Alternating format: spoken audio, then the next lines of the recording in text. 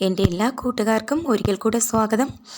LP UPയുടെ interview base ചെയ്ത് ഇതുവരെ ചോദിച്ച ചോദ്യങ്ങളും അവയുടെ അനുബന്ധങ്ങളുമാണ് കേട്ടോ നമ്മൾ ചർച്ച ചെയ്തുകൊണ്ട് വരുന്നത്.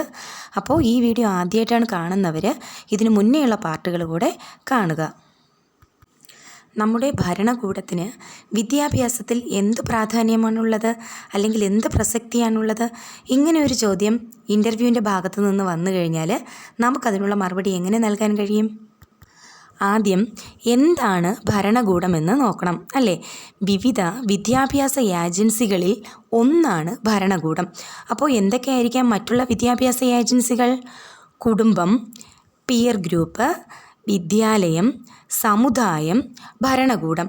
ഇതെല്ലാം തന്നെ വിവിധ വിദ്യാഭ്യാസ ഏജൻസികളാണ്. അപ്പോൾ കുടുംബം എന്ന് പറഞ്ഞാൽ എന്താണ്? വിദ്യാഭ്യാസത്തിൻ്റെ പ്രാഥമിക ഏജൻസിയായി കരുതപ്പെടുന്നത് കുടുംബത്തിനെയാണ്. അതായത് സമൂഹത്തിലെ ഏറ്റവും അടിസ്ഥാനപരമായ പ്രാഥമിക വിദ്യാഭ്യാസ സംഘമാണ് കുടുംബം. നമുക്കറിയാം, കുട്ടികൾ വിദ്യാലയത്തിലോട്ട് എത്തുന്നതിന് മുന്നേ ആദ്യം കുടുംബത്തിലായിരിക്കും, അല്ലേ? ഇപ്പോൾ അംഗൻവാടിയിലോ അത് കഴിഞ്ഞ് സ്കൂളിലോ ഒക്കെ പോകുന്ന ഒരു കുട്ടി ആദ്യം കുടുംബത്തിൽ നിന്നാണ് അവന് വേണ്ടുന്ന അറിവ് കിട്ടുന്നത്. അതുകൊണ്ട് തന്നെ വിവിധ വിദ്യാഭ്യാസ ഏജൻസികളിൽ ഒന്നാമത് നിൽക്കുന്നത് കുടുംബമാണ്. രണ്ടാമത്തെ എന്താണ്? Peer group. അതിനു മുൻപേ മറ്റൊരു കാര്യം പറയട്ടെ. കുടുംബത്തിൻ്റെ വിദ്യാഭ്യാസത്തിൻ്റെ ധർമ്മം എന്താണ്? അതായത് ആദ്യകാല വിദ്യാഭ്യാസത്തിൻ്റെ ഏജൻസിയാണ് കുടുംബമെന്ന് പറയുന്നത്, അല്ലേ? മാത്രമല്ല, ഒരു കുട്ടിയുടെ സ്വഭാവ രൂപീവൽക്കരണം, സമൂഹവൽക്കരണം, സംസ്കൃതീകരണം, അല്ലെ വ്യക്തിത്വ വികാസം, ഇതിനെല്ലാം സഹായിക്കുന്നത് കുടുംബമാണ്. ഇനി പിയർ ഗ്രൂപ്പ് എന്താണ്? ഒരേ പ്രായപരിധിയിലും സമൂഹ പദവിയിലും പെടുന്ന കുട്ടികളുടെ ചെറു സംഘമാണ് പിയർ ഗ്രൂപ്പ്. കുടുംബ ബന്ധം കഴിഞ്ഞാൽ പിന്നെ കുട്ടിയുടെ അടുത്ത സ്ഥാനം എന്ന് പറയുന്നത്, അല്ലെങ്കിൽ അടുത്ത കുട്ടി കൂടിച്ചേരുന്നത് പിയർ ഗ്രൂപ്പുമായിട്ടാണല്ലേ? എന്തൊക്കെ പിയർ ഗ്രൂപ്പുകളാണുള്ളത്? ഗ്യാങ്ങുകൾ, കളിക്കൂട്ടങ്ങൾ, ഇതെല്ലാം വിവിധ തരം പിയർ ഗ്രൂപ്പുകളാണ്. അപ്പോൾ നമ്മൾ OMR എക്സാമിനൊക്കെ പഠിച്ചിട്ടുള്ളതാണ്, അല്ലേ? ഗ്യാങ്, ക്ലിക്ക്, ഇതെല്ലാം തന്നെ എന്തിൽ വരുന്നതാണ്? പിയർ ഗ്രൂപ്പുകളിൽ വരുന്നതാണ്. മൂന്നാമത്തെ വിദ്യാഭ്യാസ ഏജൻസിയാണ് വിദ്യാലയം. വിദ്യാലയത്തിനെക്കുറിച്ച് നമ്മൾ കുറച്ച് മുന്നേയുള്ള ഒരു വീഡിയോയിൽ വ്യക്തമായിട്ട് ചെയ്തിട്ടുണ്ടായിരുന്നതാണ്. എന്താണ് വിദ്യാലയം? വളർന്നു വരുന്ന തലമുറയ്ക്ക് വിദ്യാഭ്യാസത്തിന് സഹായിക്കുന്ന ഏറ്റവും പ്രധാനപ്പെട്ട ഔപചാരിക ഏജൻസിയാണ് വിദ്യാലയം, അല്ലേ?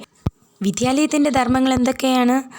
ഒത്തിണക്കമുള്ള വ്യക്തിത്വം വികസിപ്പിക്കുക, അറിവ് പകരുക, വ്യക്തിയെ അജ്ഞതയിൽ നിന്നും മോചിപ്പിക്കുക, ഭൗതികവും വ്യക്തിത്വവും സാമൂഹികവുമായ പരിസ്ഥിതിയുമായി ഇണക്കിച്ചേർക്കുക, ഇതെല്ലാം തന്നെ, അല്ലേ? ഇതെല്ലാം തന്നെ വിദ്യാലയത്തിൻ്റെ ധർമ്മങ്ങളാണ്. അതുപോലെ തന്നെ പഠിതാക്കളിൽ അന്വേഷണ ബുദ്ധിയും പരീക്ഷണ കൗതുകവും വളർത്തുക, സമൂഹത്തിലെ അംഗങ്ങൾക്ക് പരസ്പരമുള്ള ബന്ധവും ക്ഷേമവും ആനന്ദവും ഒക്കെ വളർത്തുക, ഇതെല്ലാം തന്നെ. അതുമാത്രമല്ല, പരീക്ഷകൾ നടത്തി സർട്ടിഫിക്കറ്റുകൾ നൽകുക, ഇതെല്ലാം തന്നെ വിദ്യാലയത്തിൻ്റെ ധർമ്മങ്ങളാണ്. ഇനി അടുത്ത ഭാഗം ഏതാണ്? സമുദായം. സമുദായവും ഒരു വിദ്യാഭ്യാസ ഏജൻസിയാണ്. ഏറ്റവും വലിയ അനൗപചാരിക സമൂഹ സംഘമാണ് സമുദായം എന്ന് വേണമെങ്കിൽ നമുക്കതിനെ സൂചിപ്പിക്കാം, അല്ലേ? അതായത് അനൗപചാരിക സാമൂഹിക സംഘങ്ങളിൽ വരുന്നതിൽ ഏറ്റവും വലുത് എന്ന് പറയുന്നത് കമ്മ്യൂണിറ്റി അഥവാ സമുദായമാണ്. ഇനി ഇൻ്റർവ്യൂ ബോർഡിൻ്റെ ഭാഗത്തുനിന്ന് ചിലപ്പോൾ ഒരു സമുദായത്തിൻ്റെ വിദ്യാഭ്യാസ ധർമ്മങ്ങൾ എന്തെന്ന് ചോദിച്ചാൽ നമുക്ക് എന്തൊക്കെ പറയാം? ഓരോ പ്രദേശത്തെയും വ്യത്യസ്ത വിദ്യാഭ്യാസ ഏജൻസികളുടെ പ്രവർത്തനങ്ങളെ ഏകോപിപ്പിക്കുക, അതായത് ശിശുവിനെ സമൂഹവൽക്കരിക്കുക, ഓരോ പ്രദേശത്തിന് അനുയോജ്യമായി വിവിധ തരത്തിലുള്ള വിദ്യാലയങ്ങൾ സ്ഥാപിക്കുക, ഇതെല്ലാം തന്നെ ഒരു സമുദായത്തിൻ്റെ ധർമ്മങ്ങളാണ്. അഞ്ചാമത്തെ വിദ്യാഭ്യാസ ഏജൻസിയാണ് ഭരണകൂടം. എന്താണ് ഭരണകൂടം എന്ന് പറയുന്നത്? ജനങ്ങളെ ഭരിക്കുന്നതിന് വേണ്ടി സംവിധാനം ചെയ്തിരിക്കുന്ന ഒരു സംഘടനയാണ്, അല്ലെങ്കിൽ ഒരു രാഷ്ട്രീയ സംഘടനയാണ് ഭരണകൂടം. ഭരണകൂടത്തിൻ്റെ വിദ്യാഭ്യാസ ധർമ്മങ്ങൾ എന്തൊക്കെയാണ്? ആദ്യം വിദ്യാലയങ്ങൾ സ്ഥാപിക്കുക, വിദ്യാഭ്യാസത്തിൻ്റെ ചെലവ് വഹിക്കുക, നിർബന്ധിത പ്രാഥമിക വിദ്യാഭ്യാസം ഏർപ്പെടുത്തുക, പിന്നെയോ വിദ്യാഭ്യാസത്തിൻ്റെ ലക്ഷ്യങ്ങൾ എന്തൊക്കെയാണെന്ന് പ്രത്യേക ഒരു നിർണയമുണ്ടല്ലോ, അത് നിർണ്ണയിക്കുക, പാഠ്യപദ്ധതിയും പാഠപുസ്തകങ്ങളും നിർദ്ദേശിക്കുക, അധ്യാപകരുടെ ലഭ്യതയും അവരുടെ നിയമനവും ഉറപ്പുവരുത്തുക, ഗുണനിലവാരം പാലിക്കുക, വിദ്യാഭ്യാസ ഗവേഷണം സംഘടിപ്പിക്കുക, ഇതെല്ലാം തന്നെ നമ്മുടെ ഭരണകൂടത്തിൻ്റെ വിദ്യാഭ്യാസ ധർമ്മങ്ങളാണ്. അപ്പോൾ ആദ്യം പഠിച്ചത് ചെറിയൊരു ടോപ്പിക്കാണ്, വിവിധ വിദ്യാഭ്യാസ ഏജൻസികളെക്കുറിച്ചാണ്. അതിൽ നമ്മൾ എന്തൊക്കെ പഠിച്ചു? കുടുംബം, പിയർ ഗ്രൂപ്പ്, വിദ്യാലയം, സമുദായം, ഭരണകൂടം, ഇത്രയും പഠിച്ചു. അത് മനസ്സിലായിട്ടുണ്ടെന്ന് കരുതുന്നു. നമുക്ക് അടുത്ത ടോപ്പിക്കിലോട്ട് പോകാം. കമൻറ്റ് സെക്ഷനിൽ വന്നിട്ടുണ്ടായിരുന്ന ഒരു ചോദ്യമായിരുന്നേ, പഠനോത്സവം എന്താണ്, കോർണർ PTA എന്താണെന്നുള്ളത്. കോർണർ PTയെക്കുറിച്ച് ഇതിന് മുന്നേ ഞാനൊരു ക്ലാസ്സിൽ പറഞ്ഞിട്ടുണ്ടായിരുന്നു. അപ്പോൾ എന്താണ് പഠനോത്സവം എന്ന് പറയുന്നത്?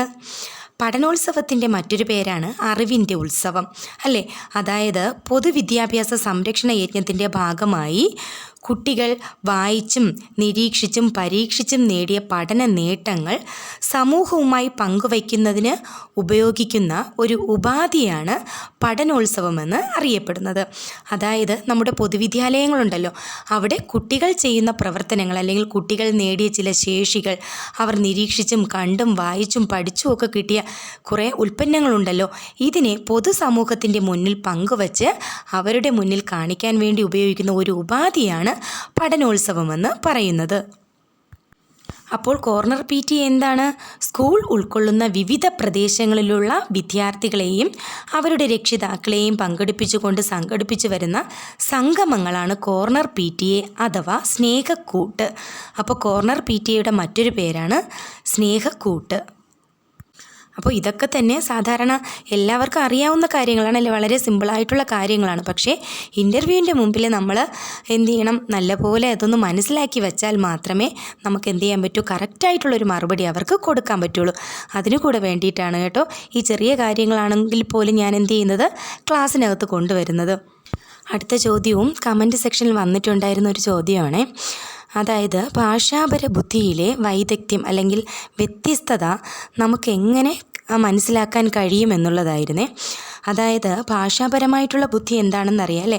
നമ്മുടെ ഗാർഡനറുടെ ബഹുമുഖ ബുദ്ധിയിൽ വരുന്നതാണ് ഭാഷാപരമായ ബുദ്ധി, ഗണിതപരമായ ബുദ്ധിയൊക്കെ, അല്ലേ? സാധാരണ ഓരോ കുട്ടിയും ഭാഷ പഠിച്ചെടുക്കുന്നത് പ്രത്യേക രീതിയിലായിരിക്കും. അതിൽ വളരെയേറെ വ്യത്യാസവും ഉണ്ടായിരിക്കും. ചിലർ എന്ത് ചെയ്യും? ഭാഷ വളരെ വേഗത്തിൽ കൈകാര്യം ചെയ്യുകയും വളരെ വേഗം പഠിച്ചെടുക്കുകയും ചെയ്യും. എന്നാൽ ചില കുട്ടികൾ എന്ത് ചെയ്യുന്നില്ല, അവർക്ക് ആ ശേഷി കുറവായിരിക്കും.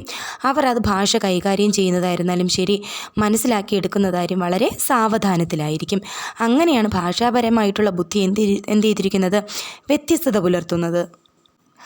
അതായത് ഓരോ കുട്ടിയും ഭാഷയിൽ നിർമ്മിതി നടത്തുന്നതിനും ഭാഷ പ്രയോഗിക്കുന്നതിനുമുള്ള കഴിവ് വ്യത്യാസമായിരിക്കും. ഭാഷാപരമായ ബുദ്ധിയിൽ മുൻതൂക്കമുള്ള കുട്ടി എന്ത് ചെയ്യും? എഴുതാനും വായിക്കാനും എല്ലാം പ്രഭാഷണം നടത്താനുമൊക്കെ വളരെ വേഗത്തിൽ പഠിച്ചെടുക്കുന്നു. ഇതാണ് ഭാഷാപരമായിട്ടുള്ള ബുദ്ധി കൊണ്ട് അർത്ഥമാക്കുന്നത്. ഭാഷാപരമായ ബുദ്ധിയെ വികസിപ്പിക്കാൻ അല്ലെങ്കിൽ പ്രോത്സാഹിപ്പിക്കാൻ നമുക്ക് ക്ലാസ് റൂമുകളിൽ എന്തൊക്കെ പ്രവർത്തനങ്ങൾ ചെയ്യാൻ കഴിയും? ചെറിയ ചെറിയ കഥകൾ കുട്ടികളെ കൊണ്ട് തന്നെ പറയിപ്പിക്കുക, കുട്ടി കവിതകളൊക്കെ ചൊല്ലിപ്പിക്കുക, ക്ലാസ്സിൽ അങ്ങോട്ടും ഇങ്ങോട്ടും എന്താണ് ആശയങ്ങൾ സംവദിക്കാനുള്ള അവസരം കൊടുക്കുക, ചോദ്യങ്ങൾ ചോദിച്ച് മറുപടി പറയിപ്പിക്കുക, അതുപോലെ തന്നെ ചെറിയ ചെറിയ ചർച്ചകൾ നടത്തുക, രചനകൾ നടത്തുക. ഇതെല്ലാം തന്നെ ഭാഷാപരമായ ബുദ്ധി വികസിക്കുന്നതിന് അല്ലെങ്കിൽ പ്രോത്സാഹിപ്പിക്കുന്നതിന് നൽകാൻ പറ്റുന്ന പ്രവർത്തനങ്ങളാണ്. ഇനി ഗണിതപരമായിട്ടുള്ള ബുദ്ധി എന്താണ്? യുക്തിപൂർവം ചിന്തിക്കുന്നതിനും ആശയങ്ങൾ പരസ്പരമുള്ള ബന്ധം കണ്ടെത്തുന്നതിനും ചിന്താശേഷിയെ സഹായിക്കുന്നതിനുമായിട്ടുള്ള ബുദ്ധി ഘടകമാണ് ഗണിതപരമായിട്ടുള്ള ബുദ്ധി. ഇനി ഗണിതപര ബുദ്ധി വികാസത്തിന് എന്തൊക്കെ പ്രവർത്തനങ്ങൾ ക്ലാസ്സിൽ നൽകാൻ പറയും? അക്കങ്ങൾ അക്ഷരസ്ഫുടതയോടുകൂടെ പറയാനും എഴുതുന്നതിനുമുള്ള പ്രവർത്തനങ്ങൾ കൊടുക്കാം. അതുപോലെ തന്നെ ചെറിയ പാറ്റേണുകൾ തയ്യാറാക്കാൻ പറയാം, ചെറിയ ചാർട്ടുകൾ, പട്ടികകൾ തയ്യാറാക്കാൻ, അതുപോലെ തന്നെ അധ്യാപിക ചില ചോദ്യങ്ങൾ ചോദിച്ച് അതിനുള്ള മറുപടി ആവശ്യപ്പെടാം. അതുപോലെ തന്നെ പസിൽസ്, മനഃപ്പാഠമാക്കേണ്ട ചില എഞ്ചുപടികൾ, ഇതൊക്കെ നമുക്ക് എന്ത് ചെയ്യാം? ക്ലാസ്സിൽ കുട്ടികൾക്ക് കൊടുക്കാൻ കഴിയുന്ന പ്രവർത്തനങ്ങളാണ്. എല്ലാം വളരെ നിസ്സാര കാര്യങ്ങളാണെങ്കിൽ പോലും എന്ത് ചെയ്യുക? വളരെ കൃത്യതയോടുകൂടി കേട്ട് പഠിച്ച് ഇൻ്റർവ്യൂവിന് അറ്റൻഡ് ചെയ്യുക. അപ്പോൾ ഇന്നത്തെ വീഡിയോ ഇത്രയേ ഉള്ളൂ. വീഡിയോ ഇഷ്ടപ്പെട്ടാൽ ലൈക്ക് ചെയ്യുക. ഓക്കെ, മറ്റൊരു ക്ലാസ്സുമായിട്ട് നമുക്ക് വീണ്ടും കാണാം. ബൈ.